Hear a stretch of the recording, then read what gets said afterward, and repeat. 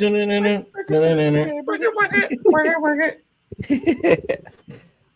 man? What's up, man? Just fucking another day. Another Eagles, dollar. Eagles. Except today, the Eagles are back at practice, and boy, it feels good. Oh, does it? Man, it's just like just to know that they're back, they're practicing, that it's happening. It's happening. We're getting there. We're so much closer now to shitty preseason games that we all pretend that we're like so jazzed for, just because we're so horny for real football. Hey, I mean, me personally, I like preseason games because it's not like I'm not like huge, like, oh my god, like this is so like that we need this for the season. I just like watching because I'm like, all right, well, there's a lot of dudes that get to play during these games that we may never see in the Eagles uniform again. So it's kind of cool to be like, I've been wondering how that guy is, and then like you see him ball out in like a couple games, and you're like, okay, cool, like he's better than expected. I didn't think he was going to get a shot on the roster, but now I know he's kind of worth it. And then they get signed to another team, and I'm like, fuck. I just feel like I used to be like that. There's two things about it. Is I still remember when preseason, like it would start off like the first week of preseason, it would be like the starting team would play one series, then like the second week they play like two series, then like the third, and then finally by the last week they play the whole first half, and like it would be a little bit more exciting. Guys kind of gave a little bit of a shit more. It mattered. Yeah. It felt like now it doesn't matter. Like if your team goes 0-4 in the preseason, like no one gives a fuck. Like everyone's like whatever. Like it's just preseason, and then you have those losers who are like, we won all 4 of our preseason games, and they're celebrating already. It's like the Ravens were like undefeated for like 5 years or something. See, and that was like such a weird record, right? Because they really cared about it. Like you could tell they cared about it. Like they were really trying to defend it. Like Harbaugh was playing for it. And I mean, I guess I get it. Like, but if you're trying to like make it a thing, bro. It has to just be a thing. Like we coach these guys, like you said, that probably never make the field in in a real game or fringe roster guy. Because if you figure like guys who are playing in preseason games predominantly, maybe 1 out of every 50, 60 guys actually makes it.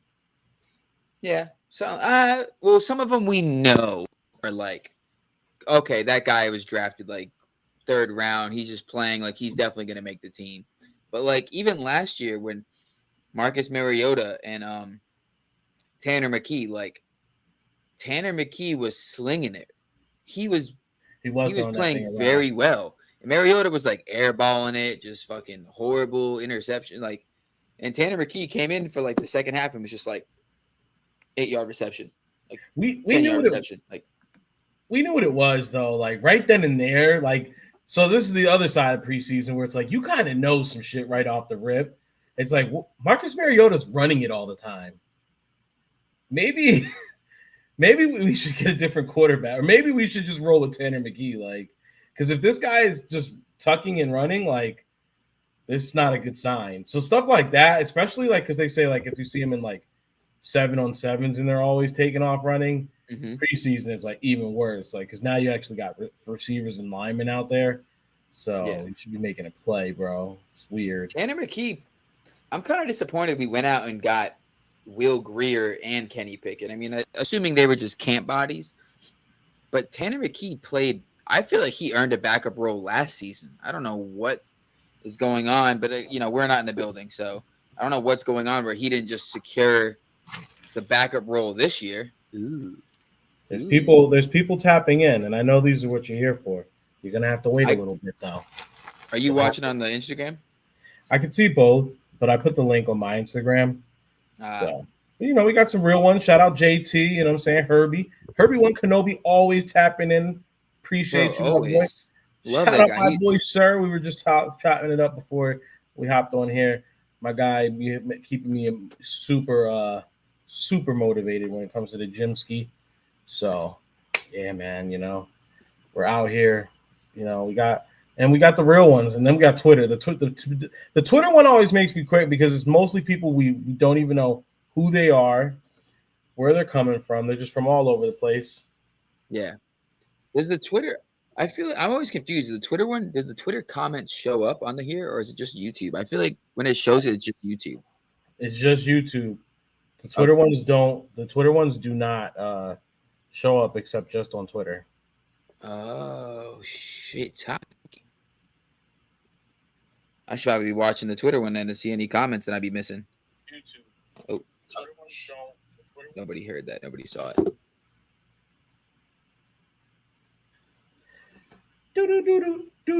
But anyway, so all right, let's get right to the beginning. You know what I'm saying? quick brain fart. We were both just like the.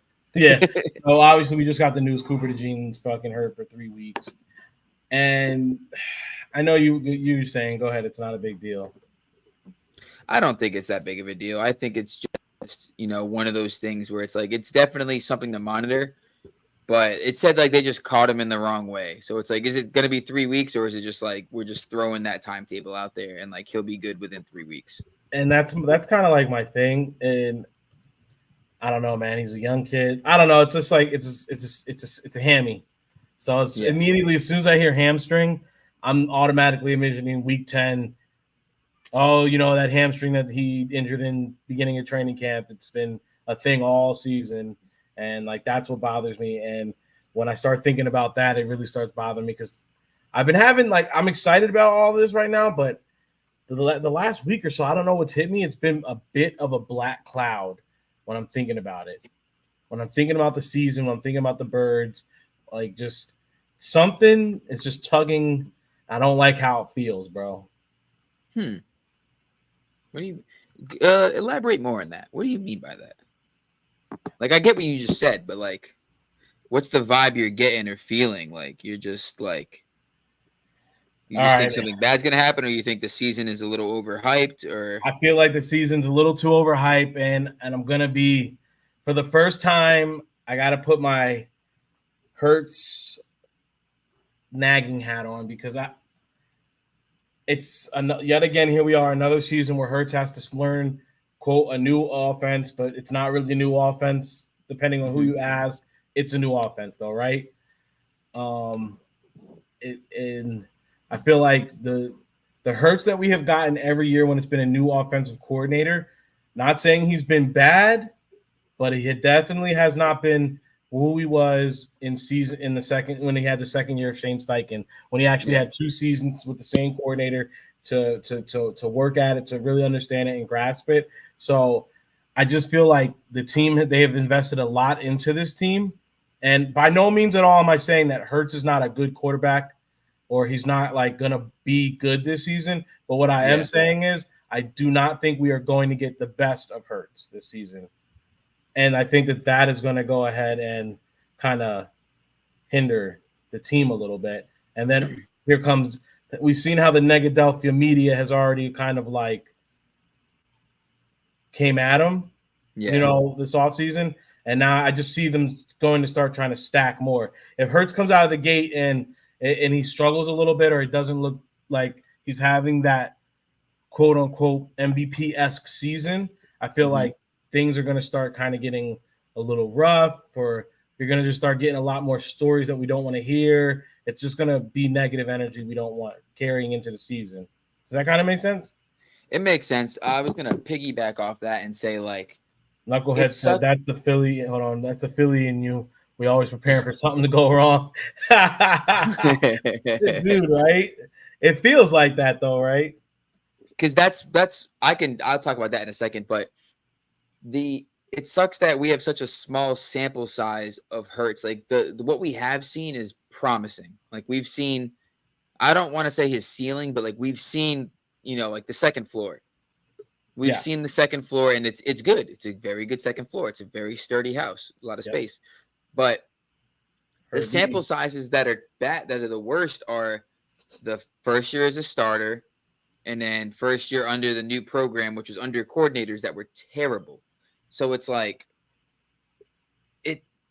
the regression of last season is definitely something that sucks.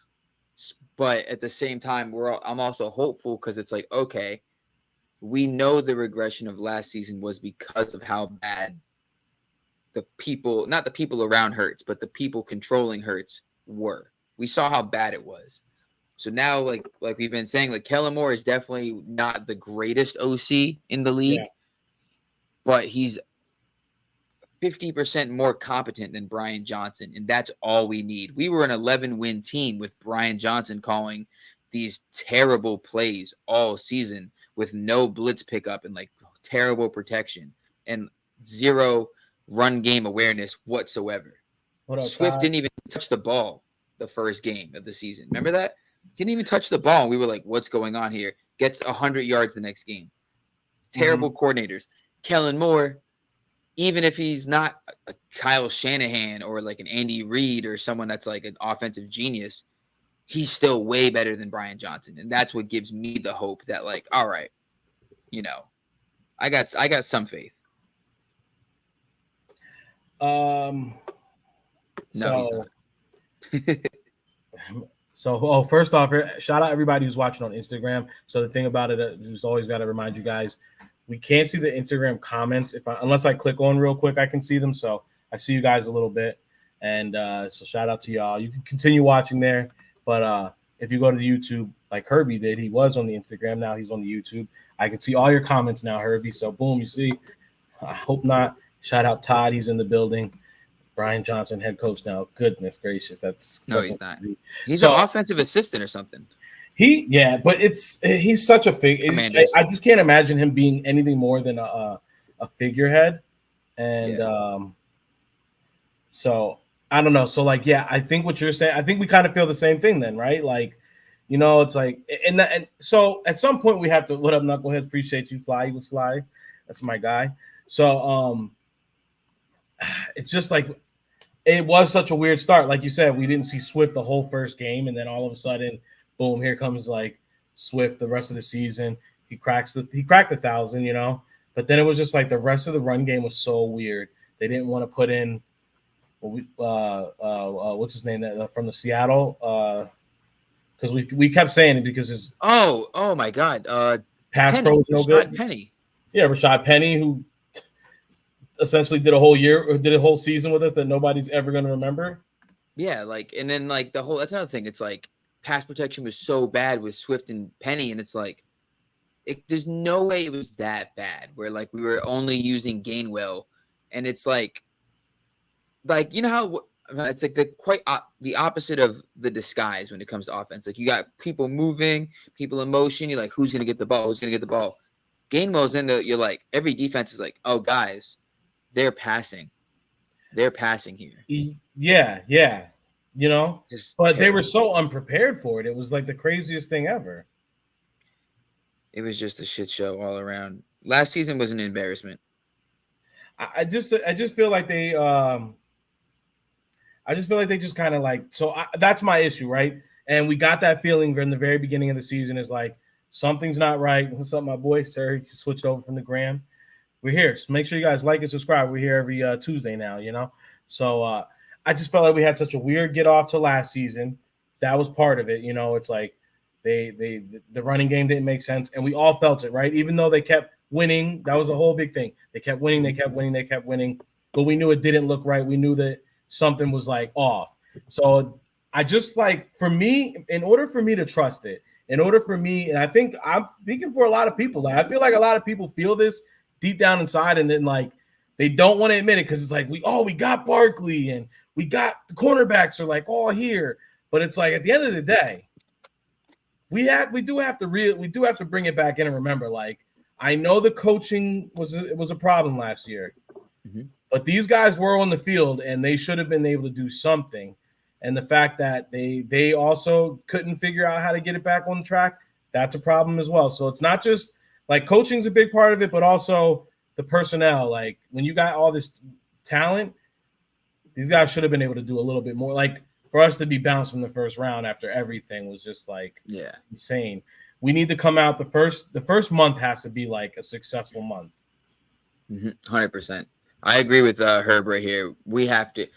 Green Bay is going to be a team that they're already talking about in Super Bowl talks. Like that's already a team people are putting in like.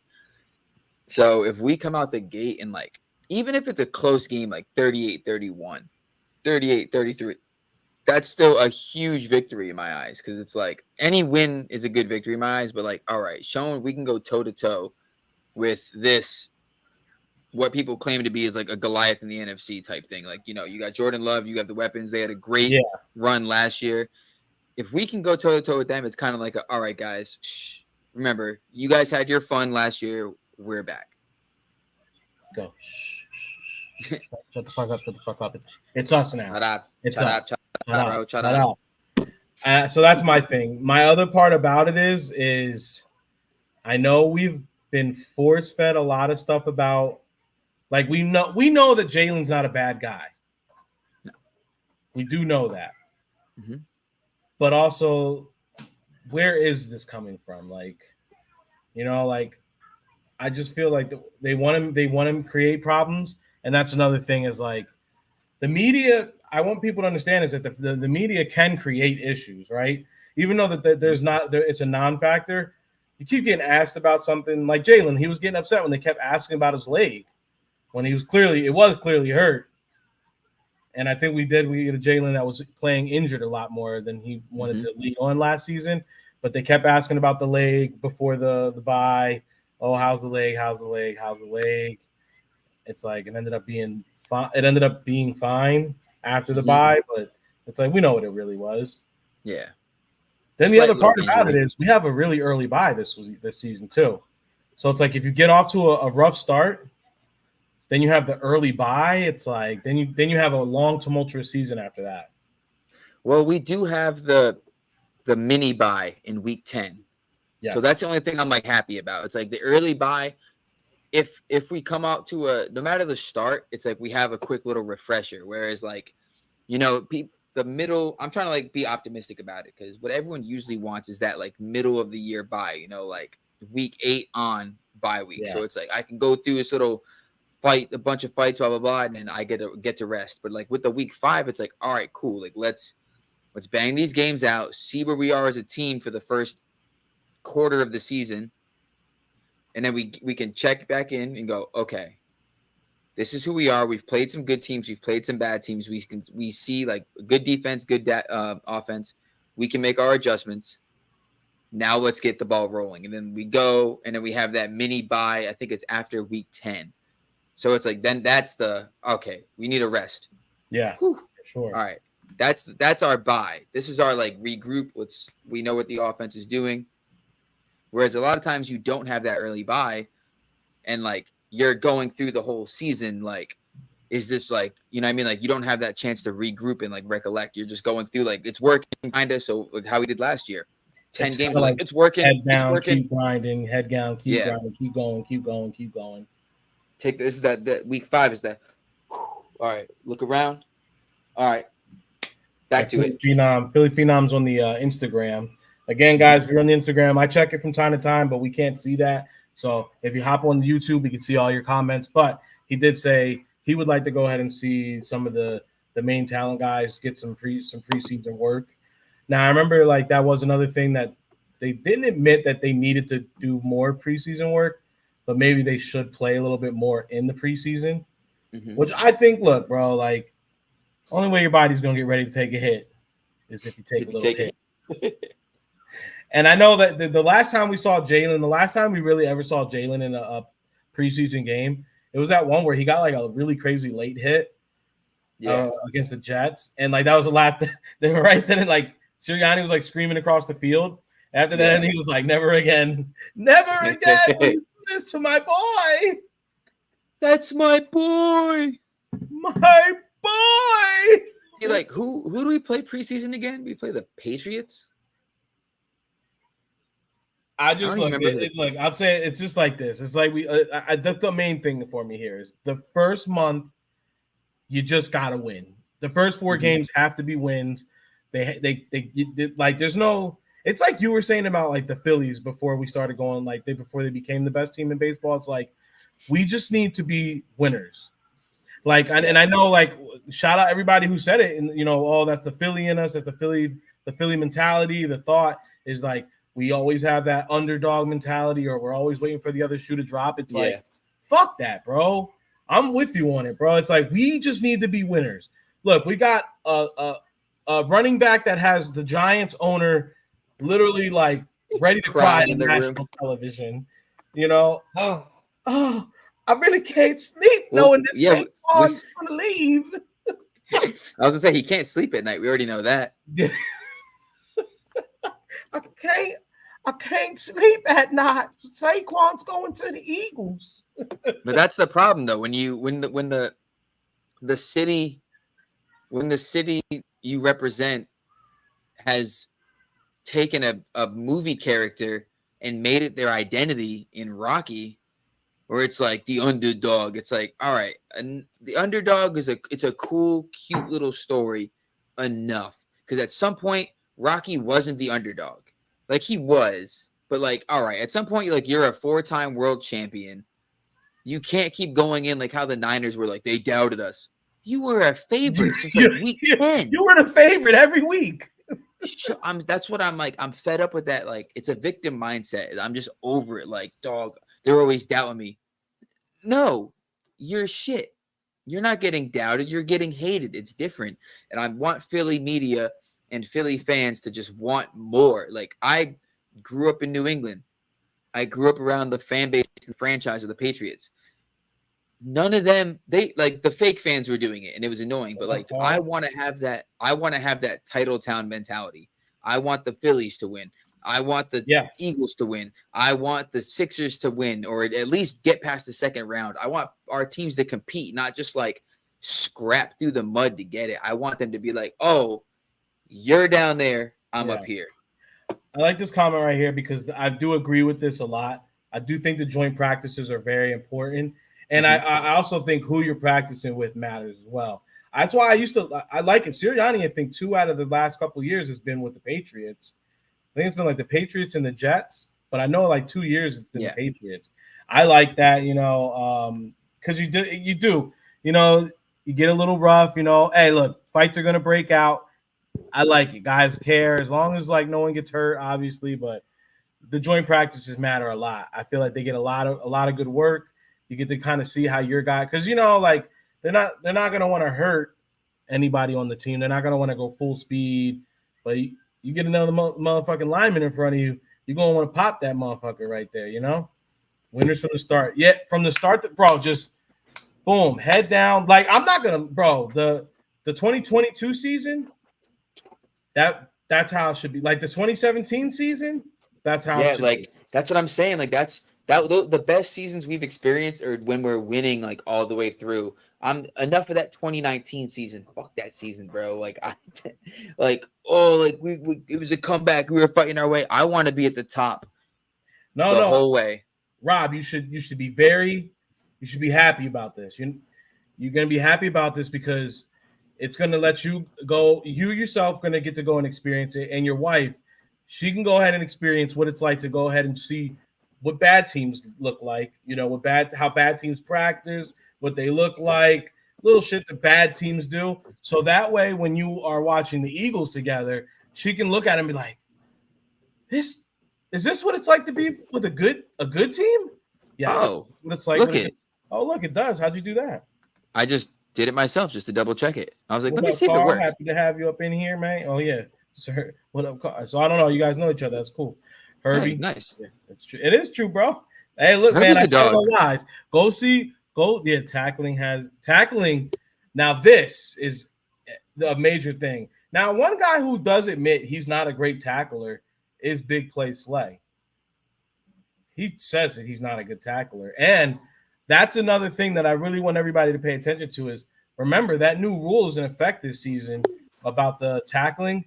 They can't, they can't. The hip drop. You can't do the hip drop tackle, which Slay relies on that a lot. Got to get the guy on an angle, good him, take him. That's how he works a lot of the bigger guys that he ends up going up against. Pause. We have in the past, LO actually crowned on the whole O-line. 2017 when they came. That's funny. I love it. That's hilarious. I figured that's crowned, funny. Not crowned. Clowned. Don't worry, bro. It's happened to me so many times in lives. I figured what you were trying to say. I know you weren't crowning the offensive line. He was Because like, that good job, guys. 2017, Good that job. offensive line definitely wasn't the offensive line that we had grown to be like, this is a pretty good offensive line. Another big talking point, bro, is it has to be addressed, right? I know that we know Jurgens and these guys have been almost hand selected and brought in by like some of the vets, like Kelsey handpicked, his replacement, but you just gotta wonder, like, there's gonna be drop off, right? Breaking news from Adam Schefter. The CeeDee Lamb thing. Yeah. I love it. Oh, you saw it already? Yeah. So what Cozy's talking about, go ahead and read it. It says Cowboys wide receiver CeeDee Lamb, who has been unable to land the type of contract extension that other wide receivers have, is not expected to report to training camp Wednesday with the rest of the team.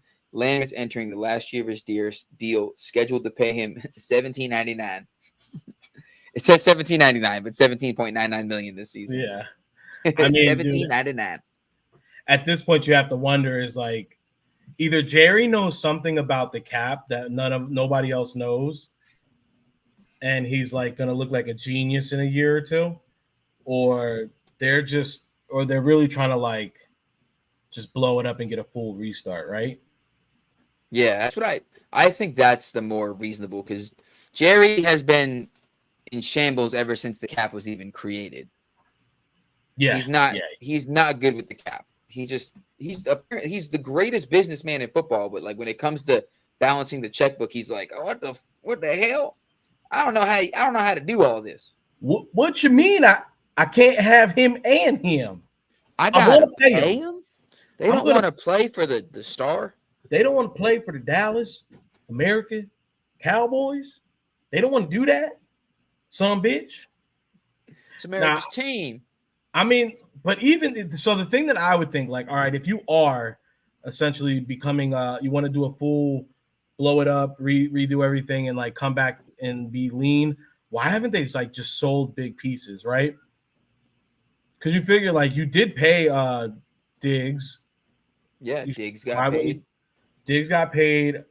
You're not paying Parsons, so why not? If you're truly trying to go ahead and like set yourself up for a new rebuild, yeah, hold on to Dak because he's the quarterback. Maybe you can get a bunch of draft picks and you can kind of rebuild around him. And like you're like, look, maybe you have that combo with him. Like, look, this season isn't going to be great, but we are going to go ahead and get you right next season. We're going to go ahead and just sell everything off. We're going to acquire as much draft capital as possible. We're going to go ahead and have ourselves next year when we're expecting the cap to be this much. We're going to go ahead and this guy's a free agent. This guy is going to be available, or we think we can go ahead and lure such and such over here. This is our game plan. This is our road to the next phase of your career and the next phase of the Cowboys. I could understand that, but they didn't do any of that. They just kind of didn't sign anybody, didn't extend anybody, didn't make any moves at all. So it's like you didn't even lay like the foundation to set yourself up for the next season. That's why I'm confused, because it's like you said, though, you're like, it's either he's going to look like a genius or he's planning on blowing it up. And at this point, it kind of looks like Jerry's like, let's see what happens this season. Like Super Bowl or bust. If they don't even make the Super Bowl, he might just be like, fuck it, I'm selling. I'm getting rid of Lamb for 2 firsts. I'm getting rid of Parsons for 2 firsts. And Dak is a free agent, right? He can just walk. Dak can just walk. But that's what's really cool. So basically how we're seeing the Saquon thing play out this year is how the Dak situation could play out next year, which you didn't even you traded, and this is the really wild part. You traded for what's his name from Trey the Lance. 49ers. So, and then you had to like pay him. So it's like both of their contract, they both can walk after this year. So it's not even like you're like, well, we have this guy waiting in the wings. You didn't like the guy, whoever they drafted isn't like some guy that they're planning on playing 18 games for them if anything happens. So that's weird. So you're basically setting yourself up to either like you're giving Dak either all the power. Well, that's it. You're just giving him all the power. So he's either going to tell you I'm going to walk or you're going to pay me this much. And you kind of have to do what he says, right? I mean, looking back on it now, I feel like the Trey Lance trade wasn't so much like this is the Dak's predecessor. He's taking over. I feel like it was more like Jerry was like, he's a young kid. He was drafted high. He definitely has some talent. let me trade for him, make him a backup. Let's see what we can get out of this kid in a year and a half or whatever. Like, let's see, like, you know what I mean? Like, what we can get. Not every quarterback trade is like that guy's taking over the position, because the same thing can be said about us getting Kenny Pickett. No, and I agree. Stupid, I but- agree with that. You know, look, and all they did was like give up a 2024 fourth round pick. Yeah, so nothing crazy. Yeah, it was 2024. But the thing is, it's like in that scenario, like you said, let's see if he's a good backup or if we even have something here. Maybe he is something, maybe he is not just a backup. But they didn't even really allow themselves to figure that out, because it's like you already have Dak. Dak's playing. Unless Dak got hurt and you got like a 4-game stretch, or they were ahead and you got like a 3 or 4 games that you could have thrown him in and really saw what he was about. You never got that. And now you don't pick up the option, because the option doesn't make any sense. It's like $20 million for 1 year. Yeah. You're not going to pay Trey Lance that. So it's just like you're putting all why make, like, you know, why not trade for a guy that had team control for a little bit longer or didn't have such a crazy cap hit? Maybe they did it thinking like all we lose is the 4th, and like we said, he's a serviceable backup. If something does happen, at least we have this guy who is similar to young Dak, where he's a little more mobile, he can throw. Let's go get him, and then like we said, like if anything happens, God forbid, at least we have this guy learning. If nothing happens, even better. Fuck it, we lose a 4th round pick. It's not the end of the world, apparently, to Jerry. But this might be the year where they're like, all right, let's see. If we start off, I don't like it. Yeah. The second half of the season, they might be like, hey, listen, Dak. Or they might be like, fuck it. We're going to trade Dak and go with Lance for the rest of the season because we're blowing it up anyways. So it's like, dude, if they have a plan to do that, I could see a world where that makes sense. Like that is also something where it's like, okay, like a team could, like, a quarterback could get injured. Like we'll just say like the Raiders might be like, or not Raiders, or like the Dolphins, like Tua might get injured, or like the Raiders, O'Connell might not be working out, and Jerry could either be like, hey, listen, like I got Trey Lance, I'll slide him to you for cheap, throw me a 4 back. Or he might be like, fuck it, like I'm down to rebuild. What would you offer me for Dak? And if they're like, oh, like we'll give you a 1st for Dak, Jerry might be like, deal. Like I'm not gonna pay him past this season. I'll give him to you guys, which actually would be a good landing place for Dak. Or is Jerry on Biden time? Oh man, does Jerry not know what's really going on? I mean, you know, we saw him on Hard Knocks a couple seasons ago. My boy was over here putting all that extra salt on his his McMuffin sandwich. You know, I don't know. Maybe he's just lost in the sauce. You know, so I don't know. I like to think it was sugar. I like to think it was sugar in a salt container. Because he ran out of jelly, so he's like, I want it sweet. Well, enough talking about garbage. Here's one of the previews I wanted to go ahead and share with the good people. So if you're here right now, you're seeing that good P-Star, you know, good chrome dome, black top visor, gray bottom, white gutter. Let me see the top. Look at that little Rudolph. Good little Rudolph on the top button. You know what I'm saying? They don't call it that. I just called it that. I like that. I think we're gonna start running with that. Good 2024 home of the Phillies 20th anniversary CBB Park patch. I mean, this one right here it's gonna be a lot of fun. You know, it's just a good hat, man. So this one's coming soon. Pro Society. It's a good preview. Let me see if I can get it. Yeah. There's another one. I can't do the white hats. I can't do it. Well, you know me. I'm not a hat guy. You know what, man? It's white hats. It's a way of life, man. It's a way of life. You either can get with it and you can feel comfortable, or you run. The other ones you have are pretty fire, though. I do enjoy a white dome, but I mean, man, I don't know. It's always the ever going on is a chrome dome versus a black top, and like the black top, you feel like you could just wear all the time. Yeah. But when you throw that, you gotta be fashionable to pull off the white. The white, you gotta have a good fit on for sure. Not me. I'm on pod with the sleeveless. I'm not mad at that, man. I'm not. Shout out Hinckley. Shout out. So all right, that was my concern about. That was my concern. It's just the Hurts thing, you know, the coordinator. Even we heard Henry, our cowboy friend, say, "You got an old school maroon with a white P." Come on, man. Of course I do.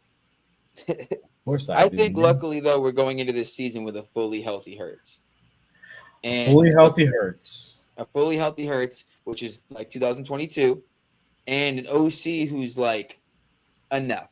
We're not doing these fucking that many runs because I looked up some Kellen Moore stats, and with him as OC, Dak had like he averaged like under 3 rushes a game, Yeah. which I don't assume they're gonna just like.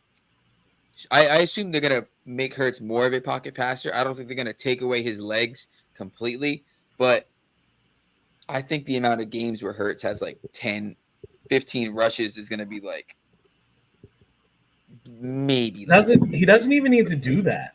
He never. needs he needs Sometimes it's like I it's get it the just way the game's going, but it's like they say in basketball, right? Like a guy doesn't have to be a knockdown 60% shooter from the 3-point line, but if you know that the threat is there, just knowing that the threat is there, it just forces the defense to play completely different. So if Hurts can just break off like, and it doesn't even have to be every game.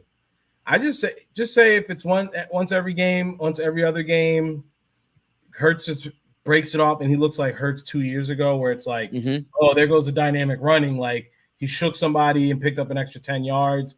Just defenses knowing that that's there, or like him just, running the read and with Saquon, and just them just, like the fact that you don't know who's gonna take it, and then either one of them just breaks, even it really just Saquon breaks off a crazy run, and it's yeah. like, damn, well, we had to respect Hurts, so we can't stack the box.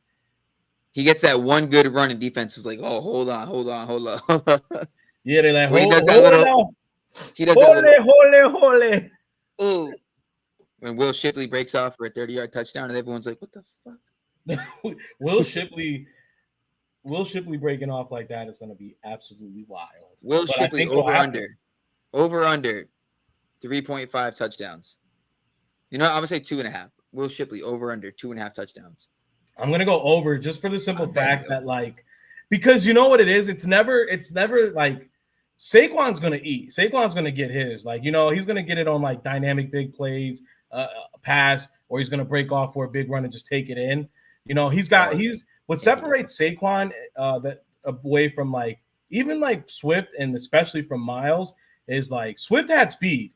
Don't get me wrong. So I don't want to make it sound like Swift was like slow, but Swift was faster than Miles Sanders was. Barkley is faster than both those motherfuckers. So like he gets that second level and gets free. It's scary because he's hard to bring down once he gets going. And that I see him breaking off some shit. But the Eagles have an affinity for, like, how many times do we know? Like Hurts himself will take shit at the goal line. And then how many times did it seem like, in years past where it's like, all right, we're at the 1 yard line. And it's like, who's the bell cow back? It's like, it's LeGarrette Blount. Like, nah, we're gonna have Corey Clement just take it in. Like, what? Or here comes like, what are we doing? Scott. Like, bro, the Boston Scott on the one used to always, because like I get not the analytics of it, but like I get the like he's so small, he's just gonna go right in. But it's like, no, bro, have that dude 10 yards back, give him the ball, and just have him plow through people. Speaking of, do you know who's been talking to the running back coach? Jalen Carter, Jordan Davis, and Mailata have all been talking to the running back coach, saying they need a couple plays this season. They're like, we need a couple of short yarded plays, bro. If I see a play where we're on the one and I just see Jalen Carter's big ass running out from the sideline, I'll be like, stop. You know, Jordan it's Davis like and Jalen Carter. Bro, what if they have a tush push package? No, I don't need that. That's too much, dude. That's too much meat in the hole. Pause. Just all that meat clog, bro. Just bringing them big. I don't know, man. It's just something, and I know you feel the same way. It just hits so different when a big, hefty lineman just goes up and gets a tutty, as like either catches it or like they do the little short fade and he just gets it and the falls Lane Johnson. In. Yeah, bro. Like it just hits so different when you see that. Like you gotta. Bro, I need Here's what I need. I need it to be lined up. I need it to be like a solid game too. We're in the Super Bowl. Yeah. We're at the 1 or like the 2, and it's before halftime. We're up by a touchdown. We want to secure the lead. And you see Jordan Davis and Jalen Carter run out. Jordan Davis lines up next to Mailata, and Jalen Carter lines up in the backfield. The Hurts just gives him the ball, and they just fucking plow. Or you get the situation where it's like the old school look where it's like you have the tail, like one's acting like a tailback, one's acting so you have one like directly behind Jalen and one to the side. It's like, what the fuck's about to happen here? Like they gotta call a timeout. I'll be like, hell no. Nah. But if you see, that's good too. But my problem with that is with the running up, they might clip them. They might hit the little cheap shot. So it's like if they're both at the line, Jordan Davis and Jordan Mailata, the Jordans, and then you got Dickerson right there, and they just freaking, and Jalen Carter just runs in. That's so much body. That's so much body, bro. That's like over 1,000 pounds. That is insane. But it would be so funny to just see him run it in, or to just do that fake handoff. Hurts just runs it in. Dude. That entire package for Hurts to just go, nope. Pass the guy. It would make sense. It would make sense, like just giving Hurts an easy, like just using them as diversion. Just seeing them, just the vision of them going on the field like that is everything. Defense could be like, whoa, time out. Because wasn't it there one year where was it Fletch who was saying it was kind of like calling for this? Like, yeah, I think it was. I want to say it was not. It was this year. I want to say it was like after the Super Bowl, or 20. Maybe it was 2022, where he kept being like Fletch kept being like, yeah, I'm gonna go in as a running back or something like that. One play. I think was it Fletch or was it? It wasn't Jernigan. It definitely was probably more Fletch. Yeah, it was Fletch. I think it was Fletch. Or it was one of the big defensive guys. I'm like sitting there like it's got to be Fletch because he was the most like vocal like that, but it's like it wasn't BG. It was somebody. It was, but I know like they kept saying like it was like a joke for half of the season. Like it was because it was he kept saying I think it was the Super Bowl year because he kept saying if we I think it was 2022. He's like he kept being like let me get in there. I'm gonna look it up. Hold on, because I'm pretty positive it was Fletch. Bro, that I'm saying, bro, I need to see it. That would have been hilarious. How do you deny us of a Jordan Mailata rugby carry? Dude, a Jordan Mailata football carry would have been. Would have fed families. Dude. I might have to put a parlay on that once a game. Like, just like anytime touchdown. Just like if I see Jordan Mailata there, just like fuck it. Plus 5,000, I'm putting $5 on it. Don't care. Dude. I live for little shit like that. So, all right, what are you most excited for? That the guys are showing up now. They're getting in there. They're getting in the, showing up for training camp. What do you think are 3 great storylines that you're excited to see play out during training camp? And while you think about that, I'm going to show these people this other good crown. Boom. Once again, we went gray. We went gray bottom, black gutters. You know what I'm saying? Switch that up a little bit. You're going to get yourself a blue, nice blue top UV. I kept the P-Star the same. We kept the Rudolph the same. You know what I'm saying? Rudolph on the top button. Just a little something, different. And then we had to flood the patch, bro. We just had to let you know. Look at the stars in the bell, the city of Philadelphia on the patch. This whole thing is flooded. And I'll tell you right now, you're seeing iris. You're seeing white. You're seeing metallic iris. You're seeing. Oh, actually, no. You're just seeing this is fluorescent white, and this is fluorescent white. So you're seeing fluorescent white. You're seeing a little bit of metallic blue. I went with radiant red because red metallic doesn't pop like you would want it to pop. Doesn't. You know what I'm saying? You got a little bit of aluminum. And then, of course, we had to go with that copper. That copper just hits, when anything Liberty Bell and then the Batterman. Come on. Batterman's crazy. So this will be coming, I believe, in a week or two also at Society. I will be taking care of some people on this one, just like we took care of the Red October. I will let you know the Red October 2.0. If you didn't do good already, don't even that thing it's going to be a bloodbath come Friday if you didn't go ahead and jump on it with me. So that bad boy is smoked. I love that hat, honestly. The first one's still my favorite. I love that patch better. That 09, Yeah. it's beautiful. So the three things I'm looking forward to is obviously the Kellen Moore experience, or rather the coaching dynamic between Moore and Sirianni, and how much of the offense is going to actually be Kellen's. I assume it's going to be 90% Kellen's, and Sirianni's going to be more like a situational, like chime in type guy. I'm excited for that because I do think, like I've said many times, we were an 11-win team with the worst of the worst and like garbage offense and like a non-tackling defense. If we can change all that, we're a 13-win team easily. There's 2 games last year that we could have. There's multiple games last year that we should have won and could have won and we didn't, and that's like, all right, what are we doing here? So I'm looking forward to that. I'm looking forward to the Barkley bounce back year. Oh, because there's just too much injury talk surrounding him, and like I just need him to just silence any doubters, or even in the reverse spectrum, like just set the record straight. Like now Barkley has an O-line. Barkley has a better team around him where he's not the identity of the team, where they're going to be using him and abusing him. Now he can like, all right, now I can just play ball and I don't got to worry about doing everything for the team. So I want to see his resurgence. And then I want to see the young guys on defense and their growth as well. The Jalen Carter, Jordan Davis, Nakobe Dean. I want to see those guys step up. Yeah, because this has kind of got to be the year where not all of them, but a lot of them, it's put up or shut up time.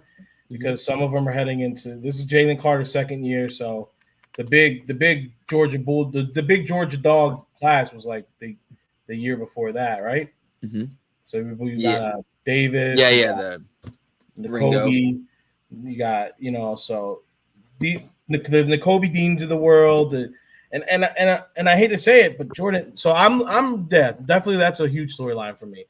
Are we going to see these young Georgia guys become who they are? Like I feel like Kelly Ringo has had moments where he's flirted with looking like a real starting level cornerback on the field. He's also had some moments where he's got burned for big plays.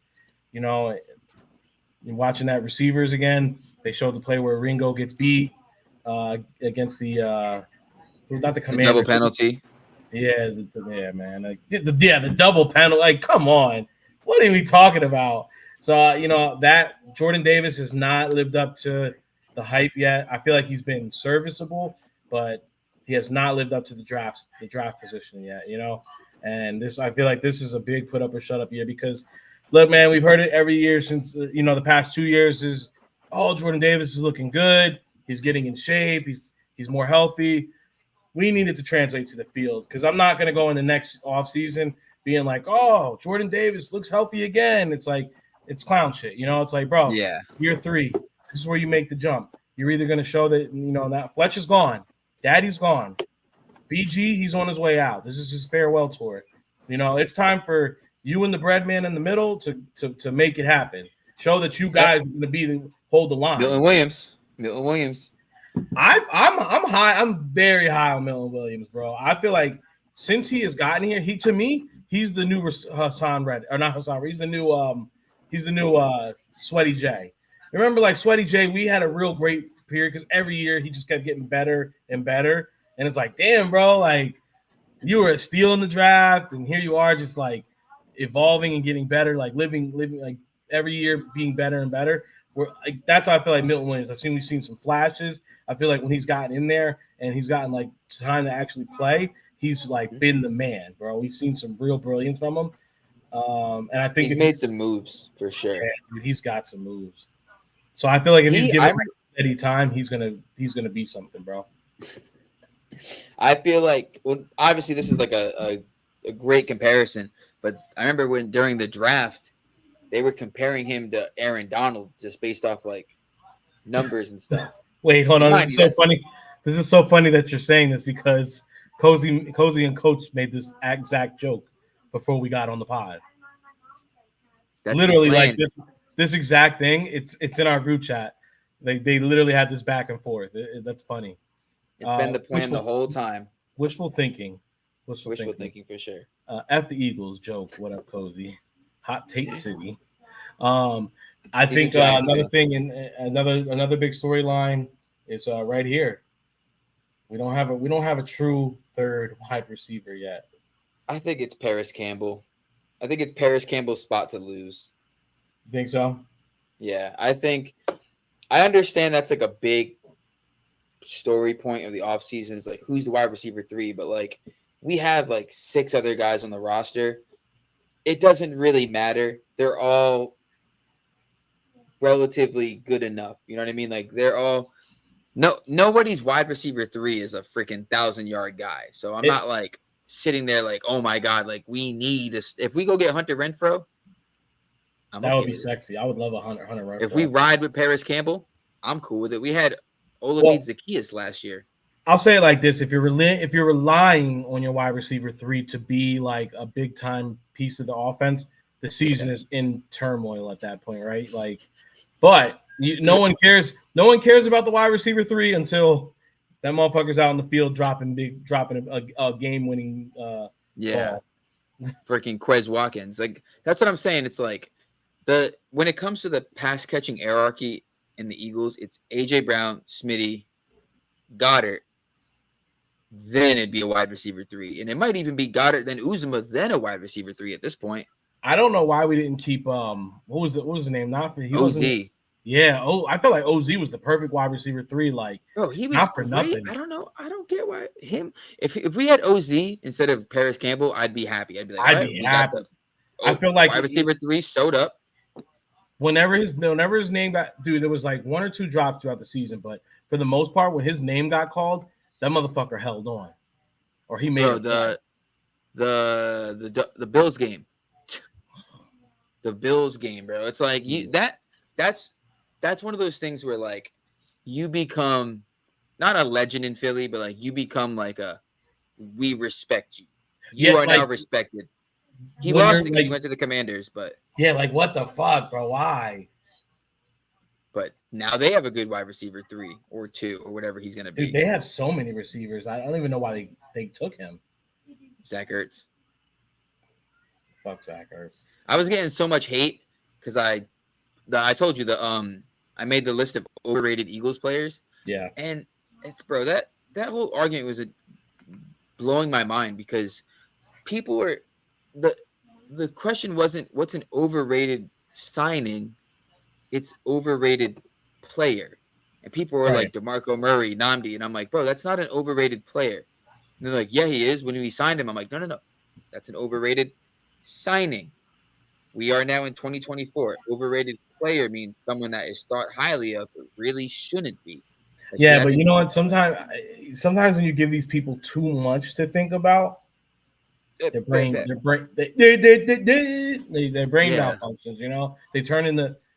Never mind. I was gonna drop another Biden hit, but 2 in 1 episode is a little too much. Guy's already retiring. We gotta save him. We don't have Julio anymore. I liked Julio too. But I felt like Julio was a wide receiver 4, and he had that one good game, but was a great game for him. It's a great game. Look, I feel like that's what it is. It's your wide receiver 3 and your wide receiver 4. Like those guys are supposed to have one game where you're like, thank God they were there. You know, like AJ goes, has to go get looked at for a quarter, and then you just gotta stay steady.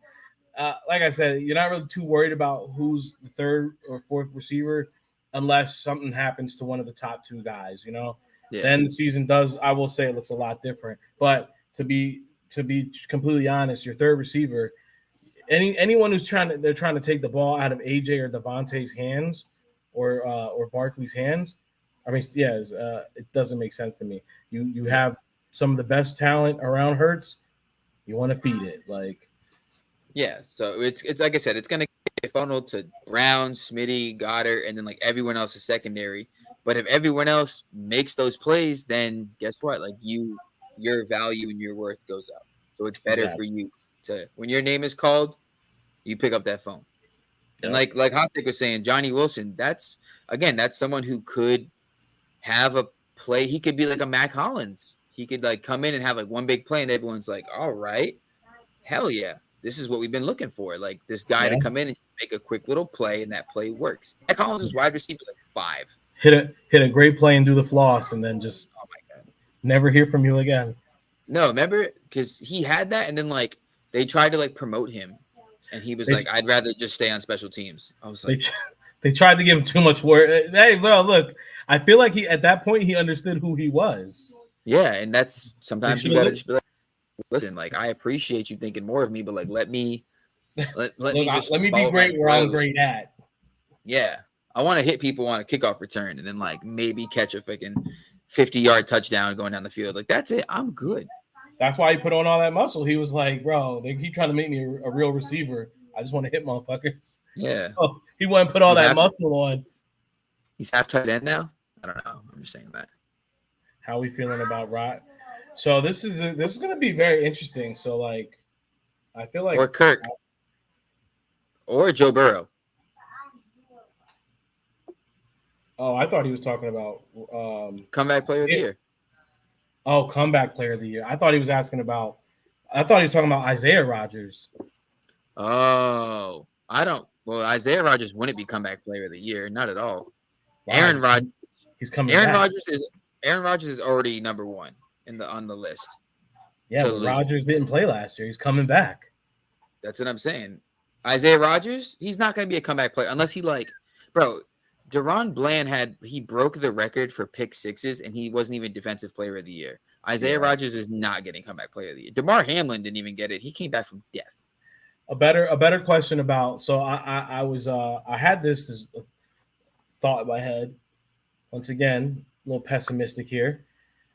Do we want Isaiah Rodgers to win a starting job? Because if he's winning the starting job, that's going to say that whatchamacallit, not saying he won't be the number one. I was wrong. He won't be Quinyon. After he's talking about. I was wrong. It's my bad, Rob. My bad. So if Isaiah Rodgers wins the starting job, because he's an outside guy, Quinyon can play both inside and outside. Do you feel like it's a bad thing if Isaiah Rodgers wins an outside starting job? Quinyon is playing a little bit of the inside because Slay's going to get the number 1 slot. I would assume. I don't think Quinyon's going in the slot at all. I said it earlier. I don't see it. I think they drafted Quinyon and they know. I think Quinyon's going to be behind Slay if he's not opposite Slay. I think Quinyon is there like we got you to take over. Slay's not going to be here much longer. You're going to be behind Slay and learning. The CB2 is a battlefield right now, and there's a bunch of dudes, and whoever loses the CB2 will get the nickel job. But Maddox is already there. That's why we brought him back. So Maddox doesn't stay healthy. He doesn't stay healthy, and also they let him go. So they were good with him not coming back if he didn't come back for that man. But they brought him back as a safety blanket. But I don't think Quinyon goes in the slot at all. I think Quinyon, like I said, I think the training camp's going to really decide. But in their mind, Quinyon's going to be the starter next season, if not this season.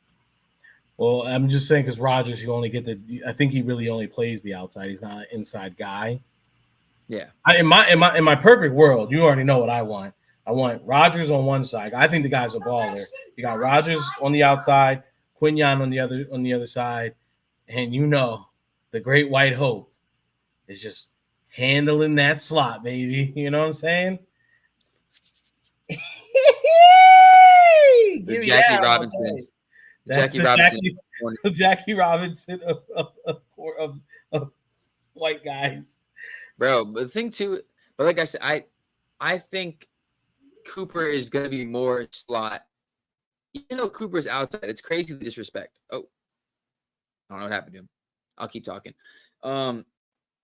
It's crazy the disrespect because Cooper is an outside guy. Like, it's not like he's just some you know what I mean? Like, it's not like he wasn't a top guy in college. Like, he was looked at as a first-round talent for a reason. So I think Quinyon is the future. Quinyon's going to be starting either this year opposite or either the way CB. Yeah, I saw it. It was funny. It was very funny. I think Quinyon either wins the starting job this year and he's opposite Slay, or they just straight up are going to be like, listen, like, unless he like blows the rest of the competition away, I don't think like if Quinyon is miles light years ahead of everyone else, he's going to be starting. If it's all kind of relatively close, they're going to be like, Quinyon, you're going to back up Slay because you're the future right there. You're the future on the right side, whatever. Yeah. You're the future on the right side. I know Rogers is going to be on the left. I think some people might have a problem with that, but in my eyes, I think that's the best scenario possible because, like you just said, he's the future. We're already paying this guy big money to be here this year, you know. So learn as much as you can, and not for nothing, if you're able to go ahead and prolong Slay another season or so, to go ahead and like these guys can go switch in and out. You got healthy, you got fresh legs all game. I'm here for it. Yeah, you can play Slay and then switch them, and then it's like and they're both locked down on that side, so you're just keeping them both healthy, keeping them both fresh, and you can just keep alternating. And the same with the other side, you can just be like Rogers, Ricks, Ringo, Rogers, Ricks, Ringo, Rogers, Ricks, Ringo, because we're gonna trade Bradbury to the Vikings. Yep. And the other part about it is, I think it also gives you, you never get, no team's ever really too lucky to have this, but it gives you like a chance to do different matchups. Like, oh, okay, they want to, they're running with these packages right now. It's like, all right, well, we're going to deploy this, right? Like, yeah. And Vangio's the guy for that, So I think that it's like, all right, we need a more physical guy. Rogers, get out there, like put a body on someone, or we need a little bit more like finesse and speed. Quinyon, get out there. Slay, get out there. So I think that'll be dope. I think all in all, I think they're all going to be really good. And I hope that they're able to retain most of these guys. And I like that idea. He's still there too. Yeah. I was going to say, I like the idea you just said, though, the like maybe swapping them out based on who they're covering. Like if they get like a DK Metcalf or something, like, hey, Rogers, go in there, get physical, or like Ringo, get physical. And then if like a Garrett Wilson or like someone swifty like that, hey, Quinyon, get in there and, clamp them up a little bit, run with them. So it's like there's so many options. And obviously, they're going to switch them. They're going to have them move around. So they just – I was like, did I just do that and just switch real quick? But one thing I don't know. Maybe Coach will be able to tell us. But I am interested to see if Quinyon's able to follow. Because Slay has said that himself on his pod. He's not really a guy who follows. Yeah. He's usually like on his side. If you're on his side of the field, he'll play you. He can do a little bit of it, but for the most part, he doesn't shadow the receiver. So, he said before, though, he wants to. Like the one game against the Cowboys, he was like, put me on Lamb. Like, put me on him. If he moves, I move. And like, what's his name? Desai was like, no. Because he said that, but he said the other thing too. So it's like, well, if you're not good at that, then we're not gonna like just do it just to feed ego. Yeah. So if it's one of those things too, like if you can do it, it's like okay, you can. But if you're more comfortable and you think it's better for you to be right there, then okay, that's fine too, Exactly. Whatever the in-game situation is. Because some games it's like the in-game, it's like we're getting close, it's fourth quarter, we need this, we can't have this guy keep getting the ball. Follow him. Fuck it. No, not at all. No. All right, last thing I think. Well, you can go. What's another last topic you got? I was just thinking about it too before. Let's see. Hurts the offense. Sixers signed another guard. Like, all right, bro, we're just Reggie Jackson. Oh, bro, first of all, switch the sports real quick. Movies. Saw Bad Boys 2 last night. All right. It was good, right? Bro, fire. Better than the third. Thank you. That's what I was saying. It was better than the second one. I don't know. I can't say anything's better than the second one because the second one has the nostalgia for me. If you haven't watched it already, I don't care. Get out of here. it's not about you guys. It's about me and Cozy getting to have this convo. The part where we finally like the writing on this one was top tier because bro, no, the camera work was crazy. camera work was top tier. The jelly beans. No, the best part is when Reggie finally like yo when he finished, he said the camera. And in the end with the grilling, he's like, "Is this motherfucker still right behind me? Grill my chicken." He still there? He did kill 15 people in your crib, Marcus. You know, because it was like you had like it. You have to respect that. Like, I love that they brought him back in the last movie, but to finally like give him like that moment. He was fucking them up too, like bro. Because it's so funny because they clowned him. The second one, it was like, all right, funny character, clown him, and they brought him back, and he's just like a great guy. Yeah, and they're like, this. It's so like, oh, he brought him back. It's nostalgic. It's funny. And in this movie, it's like, go get a job, sir. I'm a U.S. Marine. He's like, go get deployed. You eat my snacks? And he's like, he can have all the snacks. My snacks are your snacks. And then he has that whole moment, bro. He was definitely a little stiff, but it was still a great ass scene. Yeah, it was just a great scene, bro. Like that. Because even now, when you go watch the old, like if you do go rewatch like the second one and stuff, you're just always gonna have that in the back of your head. Like, this guy does become a badass. That's motherfucker. You look about 30. It's the best. So dude, that movie. Even Lex was like quoting it after the fact, like cracking up. Yo, I was laughing like the whole movie. There were so many things that were like just randomly funny. It's because same. I was like actually like when I like literally laughing out loud throughout the whole movie, and it was like I felt like in the third one they tried to do a little bit too much like corny stuff, like oh it was funny, but it was just like I felt like this was genuinely funny. Like the writing was top tier, elite. Like they really just did funny moments, like. And they really like you could see like these guys have chemistry. Like like from the opening scene where he's like trying to get the hot dog. It's like, oh yeah, he's like, are those Skittles? They were on the counter. No, he bought. He came right and grabbed those right away. The one thing that like I hated was, I won't say hated. Well, the one thing I hated was the wives, like him randomly just marrying this like French physical therapist that like he's like we haven't seen at all. Yeah. He just random. That's his wife. I was like, all right, whatever, plot, story, piece, whatever. Yeah. But and then like they changed the actress for Marcus's wife, and I was like, this is just terrible. I did not like that. I did not like that they changed Marcus. Every scene with her, it just felt so. I felt like Martin was cheating. I felt like every scene, bro. He's like talking to her on the phone. I'm like, who's this bitch? What up, Mark? I don't know who this is. Mark, I have your email submitted. You will make sure you're checking your email late Thursday night, early Friday morning.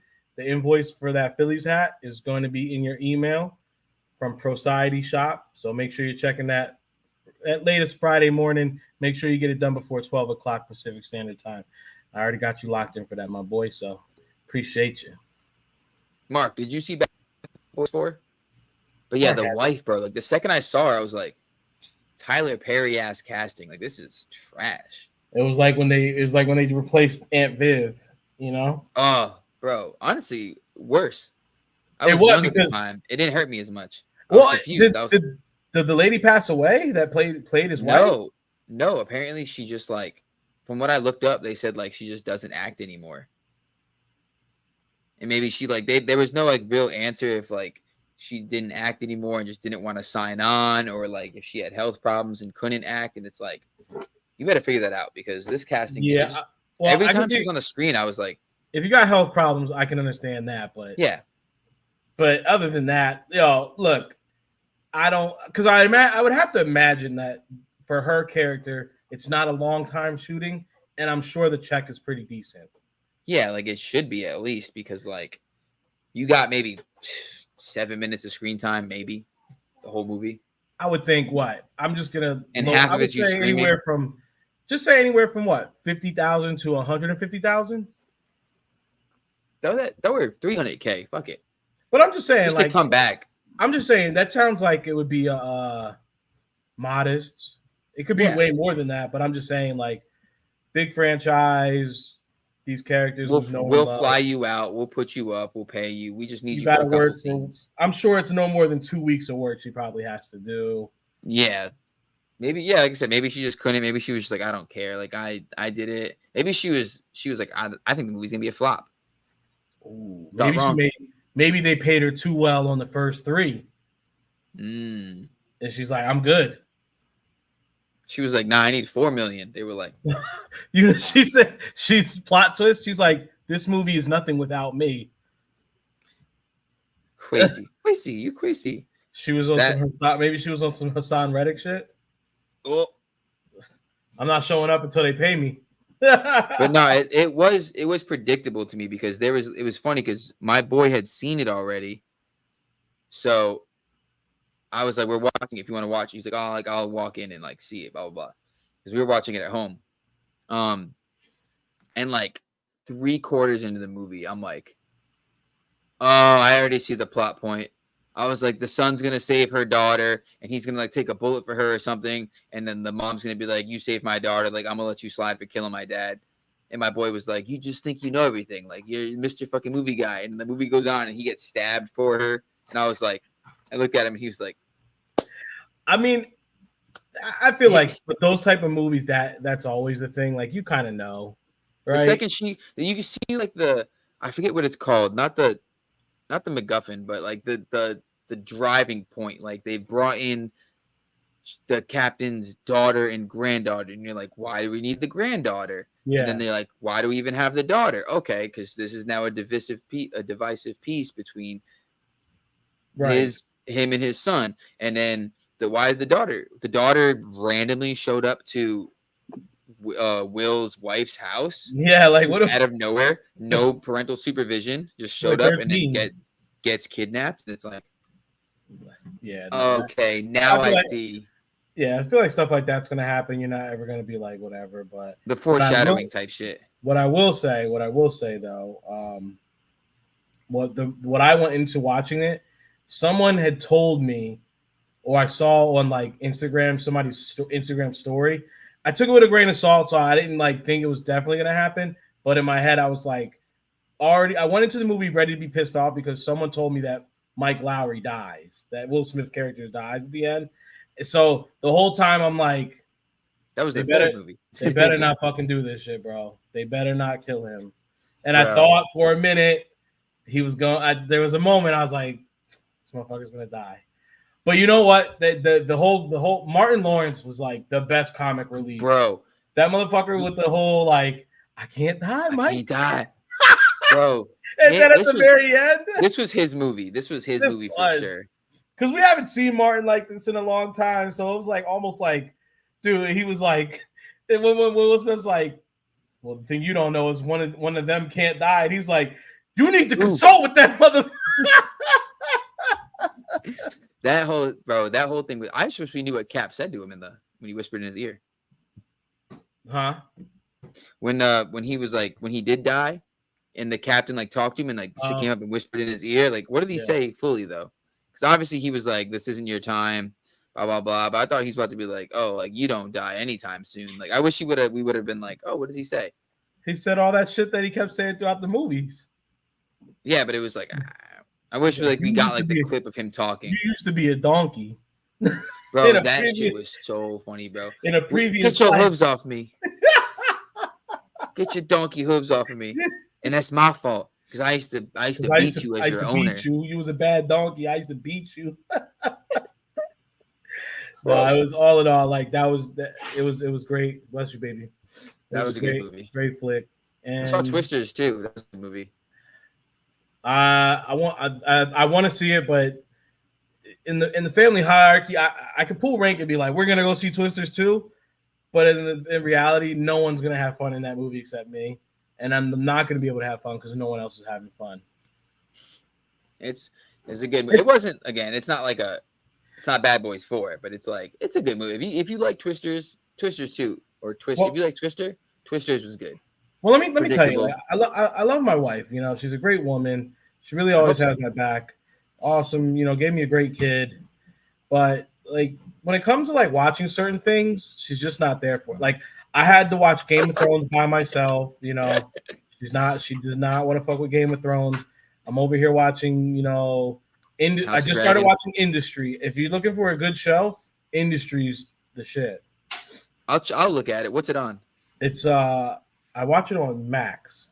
Okay, I'm currently watching Rescue Me, so Rescue Me's good. Rescue Me's good. it's getting intense so far. Rescue Me's really good. It definitely started off as a show where it's like, it's a guy show, just crude humor, saying a bunch of slurs and stuff like that. And then like I'm on season 3 and it's like, oh, there's so many different like plot points and like the stories of each like god damn dude. Franco got a daughter got kidnapped. See, his brother just died after his son just died. yeah. What the shit, dude? See, like Dre, she'll get into something like that. She likes Sons of Anarchy. You know, That's a great show. Great show. She like that. She loves The Sopranos. So I'm like, you know what good television is, and you know that we have pretty similar tastes. So when I tell you like, check this out, she's like, I just can't wait for certain things to like develop, Unfold. Which I get it. Like Game of Thrones, like I will say, Game of Thrones. I didn't watch Game of Thrones until the 4th season. So I actually didn't watch until what season did Daenerys cross over What are you talking about? on Game of Thrones? What do you mean crossover? She came from the other she came from the one island to Westeros. Westeros. Finally, not Pentos. Yeah. Pentos? No, not Pentos. I don't remember. Whatever. When she finally crosses over to Westeros. Ethos. So whatever season happened before that, that's when I started watching it. But I got the binge, you know. So yeah. Like for me, it was really great because I came in right when like things. So it's like I'm already knowing there's a lot of hype going on, and then I'm like, I'm binging through all the first stuff, and then I had something to get ready for, you know, like yeah. Whereas like you caught up and then you still got to experience it fresh. Yeah. Like I was there for the last 2.5 seasons. Like shit's hitting the fan. It's like really going down. You need to do it, Mark. Watch it, Mark. I love it, bro. I'm gonna tell you right now, Mark. Watch it. And the last season is terrible, but everything before it is great. The last season, the last couple episodes of the last season is where it's like, what are we? Yeah, like you clearly just had to put this together. There's some things in it that are like, this is great, and then but the majority of it, you're like, the fuck's the point of this? Well, so all right, that's what I was getting at is the fact that the dead kid spiral. Yeah, well, like us watching it, us knowing everything now, versus us like watching and being like, okay, I wonder what this means. I wonder what this means. Then when like us knowing a full circle, like half of that shit didn't mean nothing. Nope. The Night King didn't matter, bro. The Night. Well, I didn't want to say too much. Yeah. All I know. He mattered, but it was just like I did not care about Sansa's story. Didn't care about Sansa's story, but like, all right, how Sansa got all right. Yeah. And then Bran. I was like, what is this stupid ass? Well, I like that because there's the theories that maybe Bran's actually evil. Like, you know, you kind of got that like stuff. Bran's actually the Night King, but it's like the Night King's older than everyone else. It's like, all right, bro. I don't know. The whole Night King thing was kind of annoying. Not the whole Night King thing. Correction, not the whole Night King thing, but like the way it all ended. Was annoying. The way everything ended was just like, what the fuck? Wait, hold on, Mark. Are you planning on watching Game of Thrones? You should watch it. You should watch it. I feel like what I need know the spoilers. What I need and what I absolutely must have, if you're gonna give us anything else from this franchise, I need just the Jon Snow spinoff. Like, take me over the, take me there. See, my problem with that is it's too late now because they've been talking about it for a while.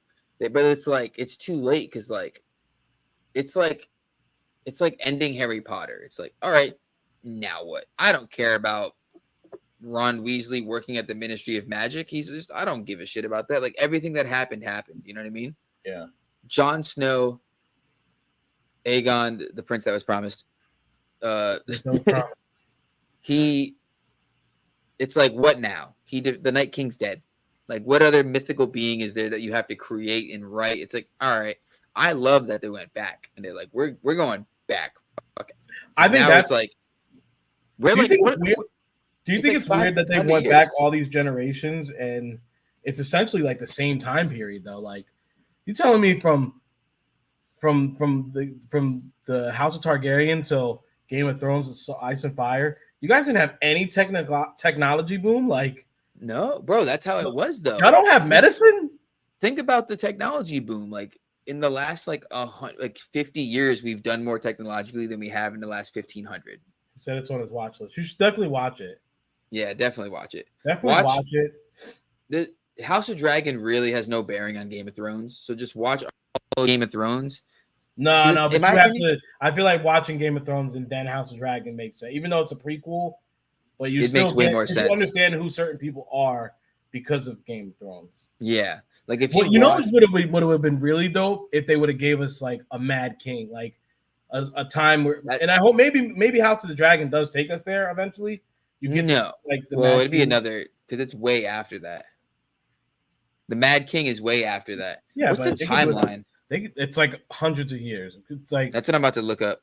It has to be at least 100 years because Daenerys, because Daenerys is dad. That's Daenerys and what's his name's dad, and Rhaenyra is like her great. She's like her great grandmother. Yeah, it's like 3 or 4 generations between them. Oh, House of Dragon takes place in the AC era, roughly 172 years before the events of Game of Thrones. There we go. Okay, that's not that crazy. That's what I'm saying. They were also dying at like 30. They were dying at like 30 and 40 and shit too. Some of them. So it's like, all right.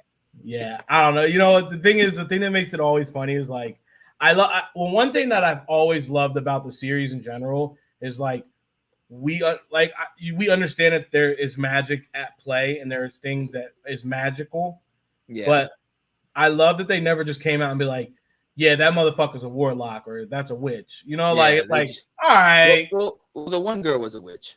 The red lady, Ms. Andre, the red lady. Yeah, but she wasn't. Yeah. But she wasn't out here just doing like casting spells. Yeah, you know, like she was like, drink this potion. Or yeah. You know what I'm saying? It was like, yeah, like drink this concoction. The maesters with their herbs. She was doing bruja. If anything, she was doing some like high key brujeria. You know what I'm saying? Like sacrificing babies and shit. Like, ooh. She was wild. It's my thing too. Is well, where we're going now. You watched the episode the other night, right? Yeah, I just watched it before I got on here. I thought that was a really good episode. First thing I'm gonna say, the Daemon storyline, annoying. It's dragged out, bro. I'm so sick of it. And I feel like they do this with a lot of because I feel like I feel like they did this with Jon Snow sometimes, where it's like, all right, like bring him back. We gotta put him somewhere to let the other drama unfold, and he's just like in this castle going. Just leave. Just leave. I feel like they feel like if they don't show you them though, it's like they're like, well, eventually people are like, well, where is he right now? Yeah. Like me personally, when Game of Thrones was happening, if it was like more than an episode or two and I didn't see Jon's wolf, if I didn't see Ghost, I'd be like, where's Ghost? Yeah, where's Ghost? And he's like, oh, he's just chilling in the back. And then like randomly you see Ghost just like walk next to him. And I'm like, oh, all right, he's good. Because, you know, them dire wolves were taking L's here and there. I wanted to make sure Ghost made it. Yeah. But the Daemon thing, like, I understand the point of it for the character development because his whole thing is like, he went to Harrenhal to like escape and he tried to like make Harrenhal. He thought he was going to go there and it was going to be this big thing and he was going to just run it and be like, this is now my kingdom. I'm taking over. And it wasn't. So now he's stuck there.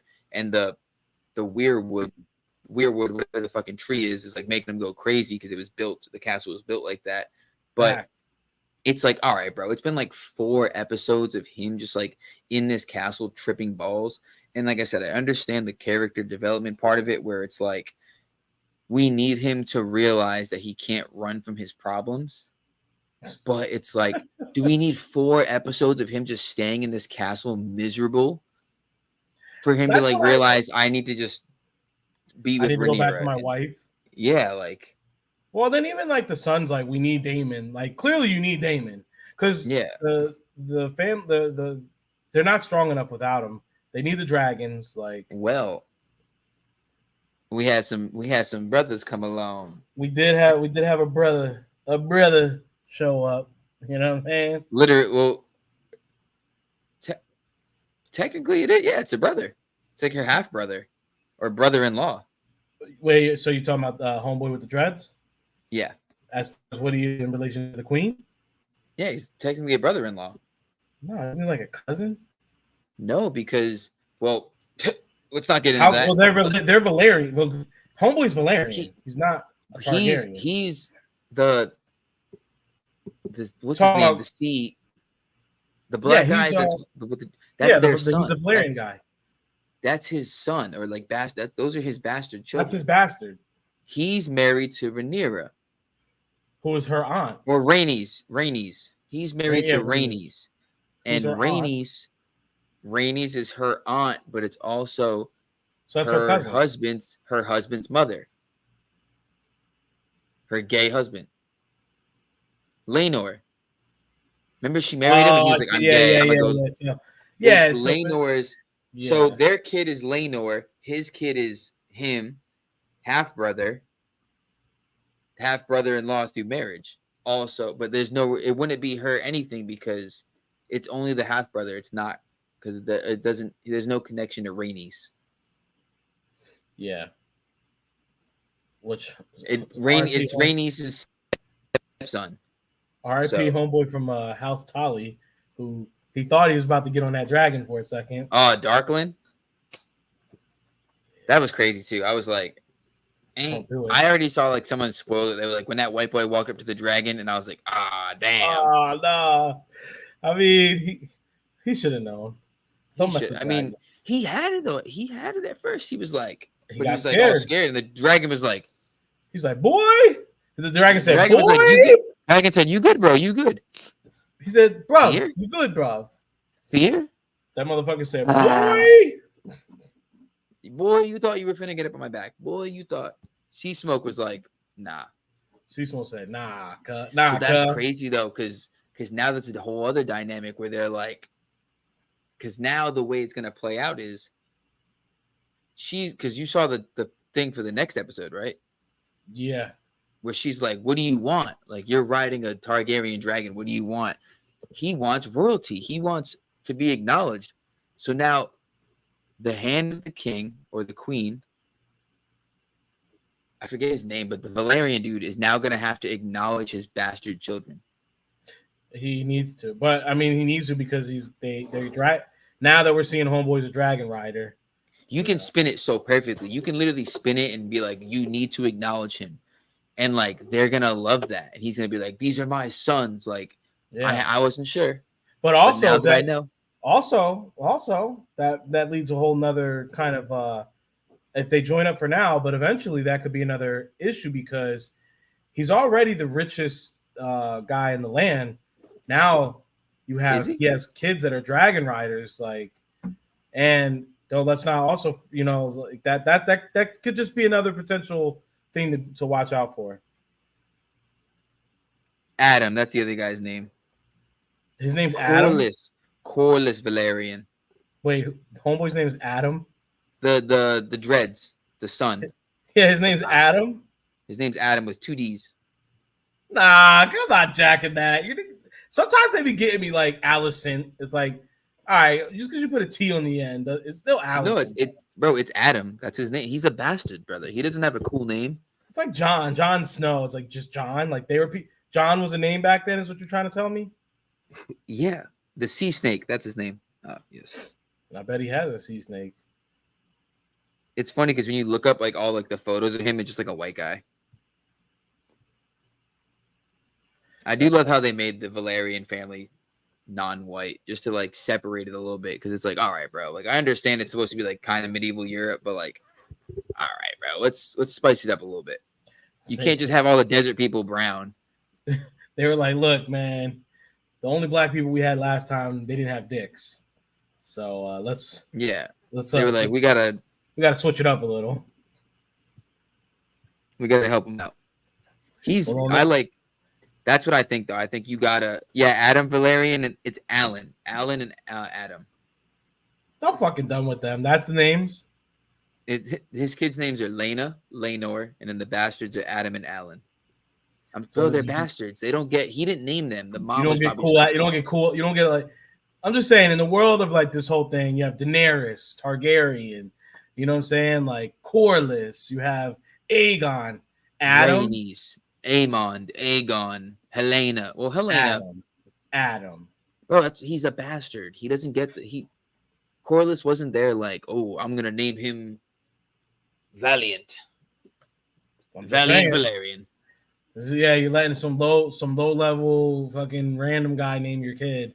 His last name is technically Hull. Well, that's another thing because in Game of Thrones, if you were a bastard, you were just called Snow. So clearly they're not on the Snow wave yet. Yeah, that's what I'm saying. If you're a bastard, you're named after the territory you're in. So like anyone north, his last name is Snow. The other people are like River. The Dorne people are like Sand. Oh, I did not catch that. Thank you for telling me. Yeah. Hold on. Bastard names Game of Thrones map. It's literally based on the territory. It's Snow, Stone, Rivers, Pike, Hill, Waters, Flowers, Storm, Sand. Oh, okay. That actually makes a lot more sense now. When you see like, I like looked at a map and it was like surnames of Westeros bastards in America. Oh God, bro. New England, it's just lobster. Florida is orange, but the South is cotton. Oh my gosh. That's whoever made this map is terrible. Damn, those are some rough looking banners. All Texas is oil. They're hung, baby. They're hung. That's all that matters. Shore, sand, silicon.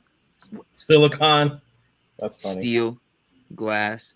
But yeah, that's how it is. If you're a bastard, you're named after like the area you were born in. That's your last name. I could like I said, Jon Snow because he was from the north. Yeah. And if you talk to like the Dornish bastards, their last names are like Sand. The king that was promised. The prince that was promised. No, the king. The king in the north. The king of the north. Well, now it's a queen of the north. Remember there was a whole thing going on. People were like, "Is it the king in the north or the king of the north?" And it's the king in the north. Yeah. King in the north. Yeah. Captain of the mouse. Captain of the mouse. That's okay. On that note, the Eagles are back at training camp. The Sixers keep signing a bunch of guards. Did the Phillies win today? Are we still playing? The game is still on. I believe it's 0-0 end of the eighth. In the eighth? It's still 0. Hey, look. It's Jesus 0-0. Christmas. So we need a win today because yesterday made me sick to my stomach. You can always tell the vibes, but if you go on the Instagram of the Phillies, you'll see a great play from like Harper, like someone hit a dinger, and it's like you see that, and then there's nothing after that, or radio silence. It's like, oh, we're losing or we lost, because then they don't put the score up on the actual page. But when they win, you see the highlight plays, and then you get everything. Yeah. So. That's where we are. But yeah, maybe we'll end and we'll start hitting some home runs. Yeah, and we'll see you guys Friday. Well, some of us will be here Friday. I don't know. Yeah, Friday. I don't know if I'm going to be here Friday. Honestly, we will not have a podcast on Friday. We will be back Tuesday. We might be back Friday. Yeah. And then on that note, we'll be making heading out here. Maybe we'll get a live pod. Who knows?